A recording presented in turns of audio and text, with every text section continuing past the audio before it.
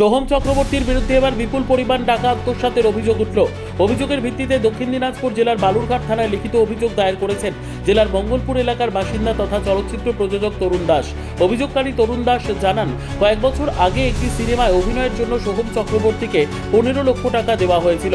তবে টাকা দেওয়ার পরেও তিনি ছবিতে অভিনয় করেননি। দীর্ঘদিন ধরে ডেট দেওয়ার আশ্বাস দিয়ে ঘুরিয়ে রাখা হয় বলে অভিযোগ। পরবর্তীতে ছবির কাজ এগোতে না পারে টাকা ফেরত চাইলে সোহম চক্রবর্তীর বিরুদ্ধে প্রাণনাশের হুমকি ও মিথ্যে মামলায় ফাঁসিয়ে দেওয়ার ভয় দেখানোর অভিযোগও তোলেন তিনি। প্রযোজকের দাবি, অভিযুক্ত রাজনৈতিকভাবে শাসক দলের সঙ্গে যুক্ত থাকায় এতদিন ভয়ের কারণে কোনো আইনি পদক্ষেপ নিতে পারেননি। তবে রাজ্যের রাজনৈতিক পরিস্থিতির পরিবর্তনের পর আইনের ওপর ভরসা ফিরে পাওয়ায় তিনি অবশেষে বালুরঘাট থানায় 15 লক্ষ টাকা আত্মসাতের লিখিত অভিযোগ দায়ের করেছেন। ঘটনাকে কেন্দ্র করে ইতিমধ্যে রাজনৈতিক ও সাংস্কৃতিক মহলে চাঞ্চল্য ছড়িয়েছে, যদিও এই অভিযোগ প্রসঙ্গে এখনো পর্যন্ত সোহম চক্রবর্তীর কোনো প্রতিক্রিয়া মেলেনি।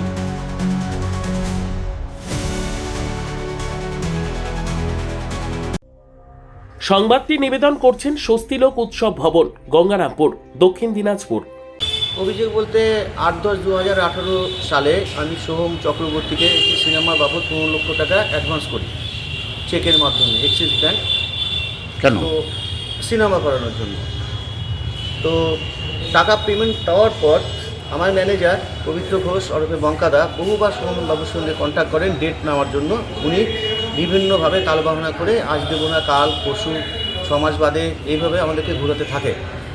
2020 সালে লকডাউনের পর আমি যেগুলো সিনেমা রিলিজ করেছিলাম অব্যক্ত, সেটা ঠিক মতন চলেনি এবং আমার অর্থনৈতিক পরিকাঠামো ধ্বংস হয়ে যায়। সেই সময় যদি সিনেমা করতেন সোহমবাবু, তখন আমার কাছে যথেষ্ট ফান্ড ছিল সিনেমা করার।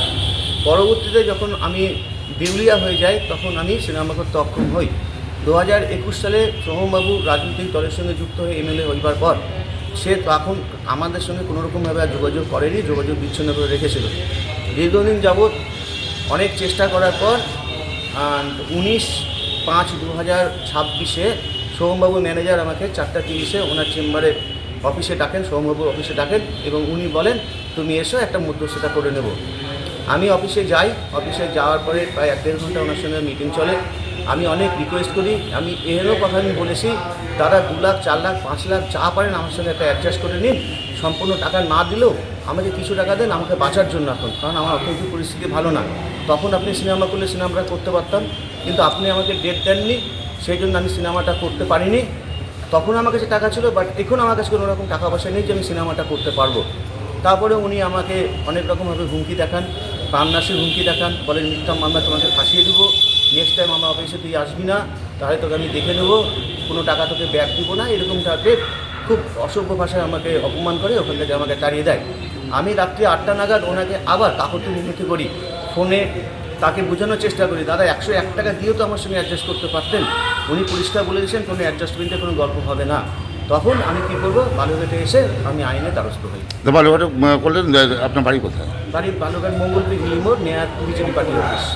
আপনি কি নিজে অভিনয় জগতের সঙ্গে যুক্ত ছিলেন? না, আমি প্রডিউসার ছিলাম। আপনি প্রডিউসার ছিলেন? প্রডিউসার, টিনার ফিল্মস। কত টাকা দিয়েছিলেন অভিনয়? 15 লক্ষ টাকা। 15 লক্ষ টাকা দিয়েছিলেন অ্যাডভান্স অগ্রিম। তাহলে এক কথায় কি আপনাকে প্রাণনাশের হুমকি দিচ্ছিল এবং হুমকি দিয়েছে এবং মিথ্যা মামলা ফাঁসাবে সেটাও বলেছে। 1 টাকাও দেয়নি?